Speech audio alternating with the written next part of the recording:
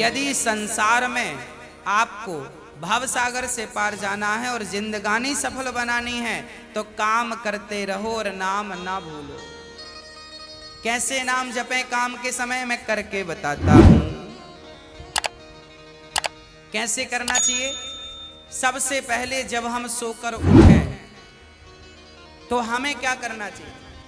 हम पहले तो ये निश्चित करें कि हमें उठना कब है। हमें कब उठना चाहिए? सूर्योदय के पहले।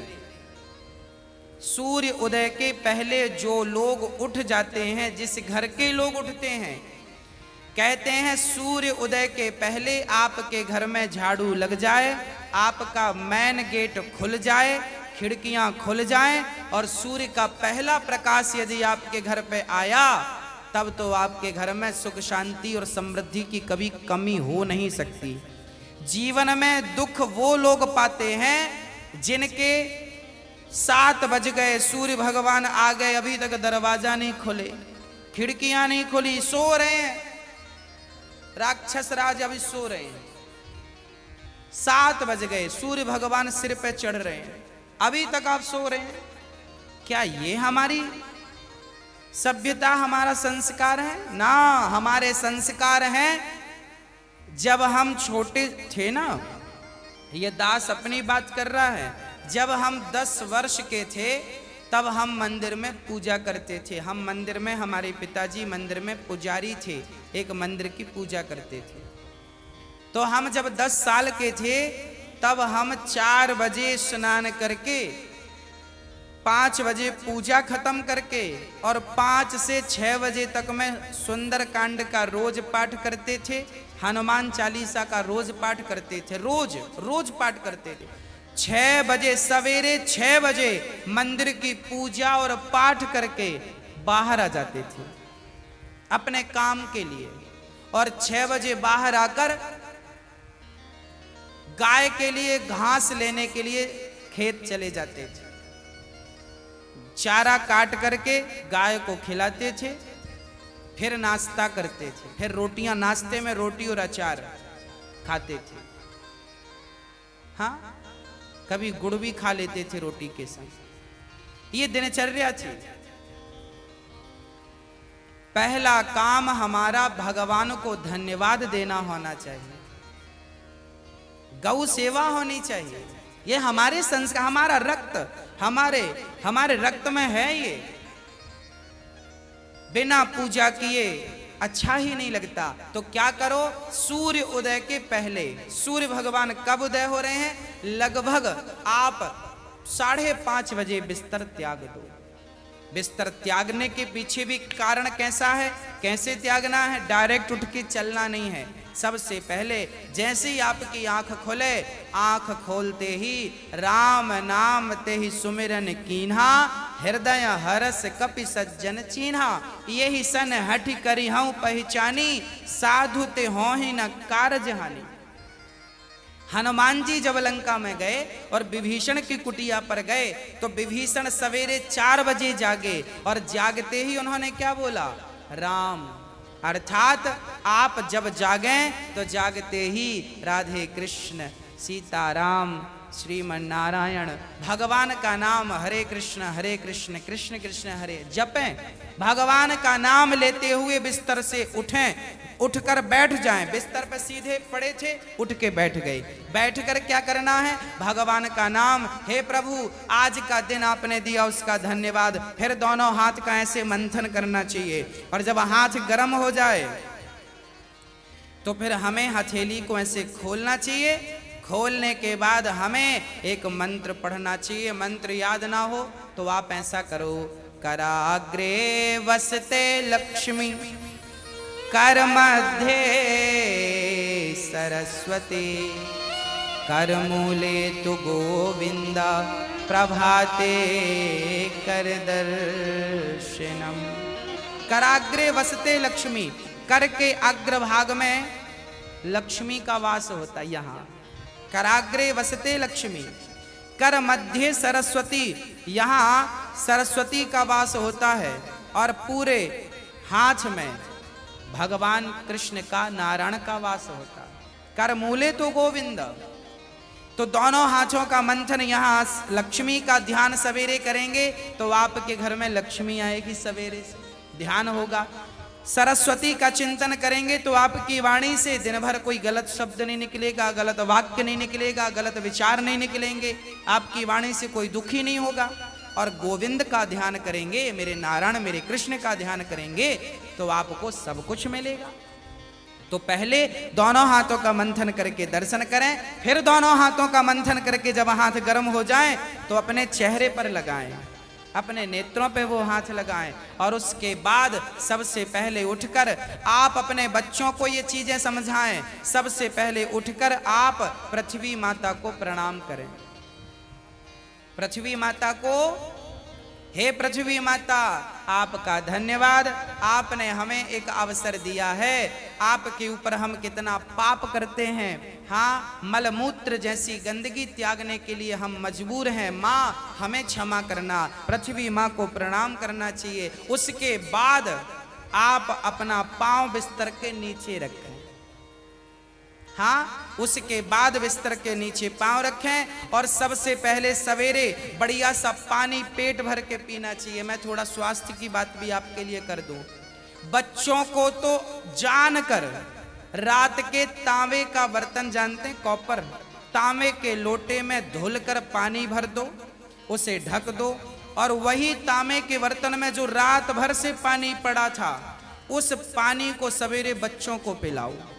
वो तांबे के पात्र का जब पानी बच्चे पिएंगे तो वो बच्चों की बुद्धि प्रखर होगी, बच्चे प्रखर बुद्धि वाले होंगे। यदि आपके घर में चांदी का सिक्का है तो आप लोटे पर चांदी का सिक्का भी डाल सकते हैं, नहीं है तो कोई बात नहीं। चांदी का सिक्का जब लोटे पे डालेंगे और उसमें पानी भरेंगे, पानी का स्पर्श चांदी और तांबे से जब होता है तो पानी शुद्ध हो जाता है, पानी के दोष समाप्त हो जाते हैं और पानी की शक्ति बढ़ जाती है।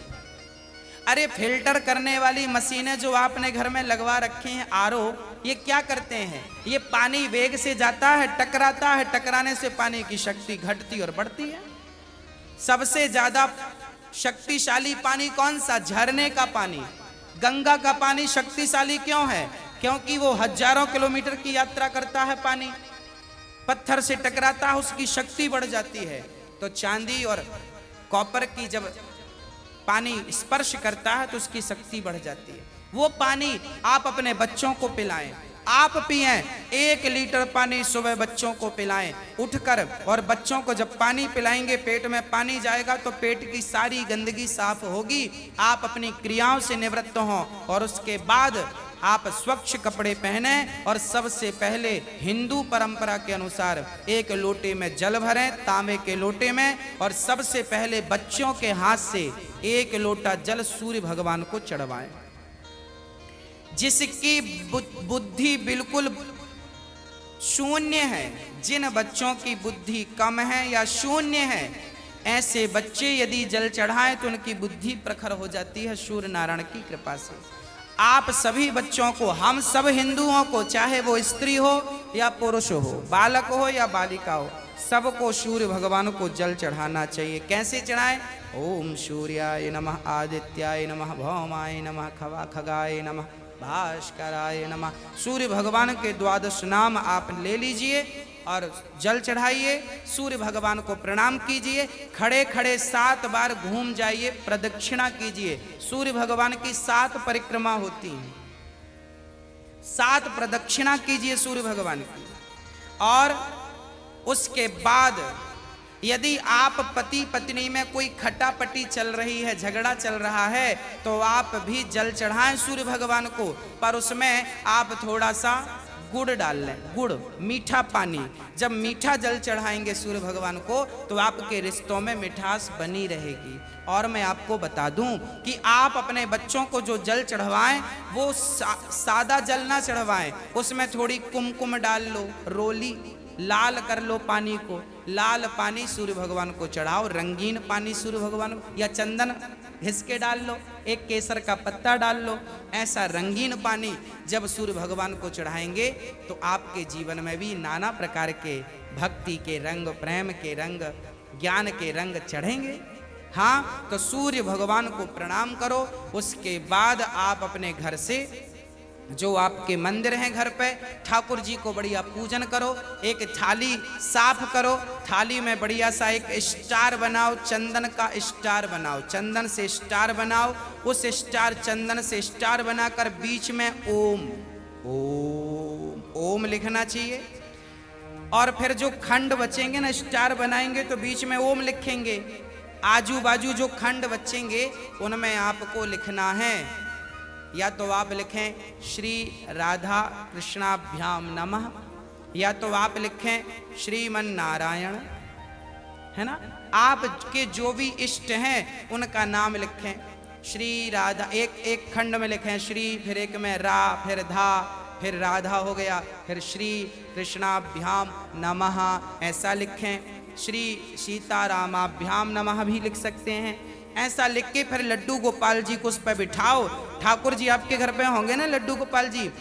आपने जब वो स्टार पर ये सब बना लिया तो वो यंत्र बन जाता है। उस यंत्र को जल डालकर पहले प्रणाम कीजिए। जल डाल के प्रणाम करके फिर उसे आप प्रेम से प्रणाम कीजिए, और प्रणाम करके फिर ठाकुर जी को बिठाइए। ऐसे देखिए टीवी पे दिख रहा है, ऐसे आपको बनाना है। ऐसे आपको बना के ओम, फिर उसमें तुलसी का पत्ता चढ़ाइए लिख करके सब में, और फिर उसको प्रणाम कीजिए। जल चढ़ाइए, तुलसी चढ़ाइए, ये एक यंत्र बन गया। और इसे प्रणाम कीजिए। फिर इसके ऊपर ठाकुर जी को बिठाइए, गोविंद को बिठाइए, बिहारी जी को बिठाइए, और बिठाकर फिर उन्हें स्नान कराइए। प्रेम से स्नान कराइए। कैसे स्नान कराएं? ऐसे स्नान कराएं, और बोलते रहिए श्रीमन नारायण नारायण नारायण। कुछ नहीं आए तो नारायण नारायण कीर्तन करते श्रीमन नारायण नारायण। ऐसे जल चढ़ाओ। जल चढ़ाने के बाद भगवान को अपनी गोद पर बिठाओ। अपनी गोद पर बिठाकर बड़े प्रेम से उन्हें बढ़िया कपड़े से पोंछो, साफ करो। बच्चे को भी आप नहला के पोंछते हैं, बच्चे को बढ़िया पोंछिए, उन्हें साफ करिए। और जब भगवान को आप बढ़िया से साफ करें, उसके बाद उन्हें उनकी आसन पर बिठावें, और आसन पर बिठाने के बाद उनको फिर बढ़िया से वस्त्र पहनावें, और वस्त्र पहनाने के बाद उनका श्रृंगार करें। श्रृंगार करने के बाद जब पूरा श्रृंगार हो जाए तो ठाकुर जी को दर्पण दिखावें, है ना। फिर भगवान जी को दर्पण, आप लोग भी दर्पण देखते हैं कि नहीं? ऐसे ही ठाकुर जी को दर्पण दिखाना चाहिए। प्रभु देखिए, आज दास ने आपका ऐसे श्रृंगार किया है, ये आपका श्रृंगार है, ऐसे दर्पण दिखाओ भगवान को। हाँ, भगवान को बढ़िया सा दर्पण दिखाओ। भगवान को दर्पण दिखाकर फिर उनको प्रणाम करो, और प्रणाम करते हुए कहो त्वमेव माता। बोलो मेरे संग सभी लोग, बोलो त्वमेव माता च पिता त्वमेव, त्वमेव बन्धुश्च सखा त्वमेव, त्वमेव विद्या द्रविडं त्वमेव, त्वमेव सर्वं मम देव देव। हाथ जोड़कर भगवान से कहो, हे प्रभु आप ही हमारी माँ हैं, हे प्रभु आप ही हमारे पिता हैं, हे गोविंद आपके सिवा हमारा इस सृष्टि में कोई नहीं है। हे प्रभु, माना कि मैं अपराधी हूँ, माना कि मैं पापी हूँ, पर मुझे स्वीकार करना आपका ही काम है भगवान। हे नाथ, मैं आपको कभी भूलूं नहीं। एक बार जरा सभी बोलिए, हे नाथ मैं आपको कभी भूलूं नहीं। हे नाथ मैं आपको कभी भूलूं नहीं। हे प्रभु, मैं सदा आपका स्मरण करता रहूं, सदा आपका चिंतन करता रहूं। हे नाथ, मैं आपको कभी भूलूं नहीं। ऐसी हमें प्रार्थना करनी चाहिए, भगवान को प्रणाम करना चाहिए, बढ़िया सी आरती उतारनी चाहिए, बढ़िया सा भोग लगाना चाहिए। और बढ़िया आरती उतार कर देखो, भोग भगवान को कई लोग ना भोग ऐसी रख देते हैं, ऐसे नहीं, भगवान को एक एक तोड़ करके जैसे हम बच्चों को खिलाते वैसे हमें खिलाना चाहिए। भोग ऐसे लगाना चाहिए। खिलाओ 5 बार, कम से कम 5 कौर तो खिलाओ, खिलाओ भगवान को। खिलाने के बाद फिर आचमनी से जल घुमाओ, भगवान को पानी पिलाओ, है ना, पानी पिलाओ भगवान को। बढ़िया पानी पिला के उनका मुंह पोंछो बढ़िया कपड़े से, ऐसे मुंह पोंछो भगवान जी का। मतलब भगवान को अपनी तरह प्यार करना है, बालक की तरह प्यार कर। माँ यशोदा क्या करती, गोद में बिठाती, खिलाती पिलाती, मुंह पोंछती थी। हमें भी वही स्नेह रखना भगवान से। भगवान प्रेम की तो भूखे हैं। वो वस्तुओं के सोना चांदी जिनके पांव लक्ष्मी दबा रही हैं, उन्हें हम क्या पैसा देंगे, उन्हें हम क्या सोना चांदी देंगे। भगवान प्रेम चाहते हैं, सोना चांदी नहीं चाहते। प्रेम से कोई पत्रम पुष्पम फलम तोयम यो में भक्त्या प्रयच्छति, प्रेम से खिलाओ तो सही, भगवान तो सब खाएंगे। प्रेम से खिलाओ, झूठा खिलाओगे तो शबरी माँ ने झूठे बेर खिला दिए। हाँ, सब खाते हैं, प्रेम होना चाहिए। अरे मेरा आपसे प्रेम है ना, तो मैं आपके घर बासी रोटी भी खा लूंगा, और प्रेम नहीं है तो 56 भोग आप दे देना, हमें पसंद नहीं आएंगे। तो आप और हम जब प्रेम के भूखे हैं, तो भगवान क्या वस्तुओं के भूखे हैं? वो प्रेम चाहते हैं, आपका स्नेह चाहते हैं।